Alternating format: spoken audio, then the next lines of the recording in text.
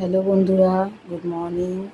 দেখো আমি সকাল সকাল ঠাকুরের সিংহাসন পরিষ্কার করতে বসে পড়েছি। দেখো মার্বেলের সাদা সিংহাসন ছিল আগে, একদম কালচেটে, এই যে কোনায় কোনায় এখনও নোংরা আছে। আমি একদম সাদা ধবধবে হাফ পরিষ্কার করেছি, এরপরে আরও চকচক করবে, আমি ঘষবো।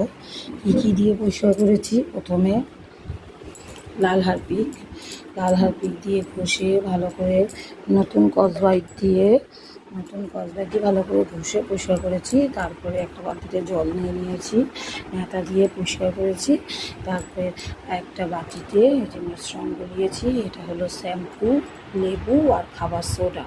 এটাকে মিশিয়ে এই যে লেবুর বীজগুলো এখনও রয়েছে, এটাকে মিশিয়ে ভালো করে কোনায় কোনায় এরকম করে ব্রাশ দিয়ে লাগিয়ে 15 মিনিট রেখে তারপরে ভালো করে ওয়াশ করে দিয়ে তার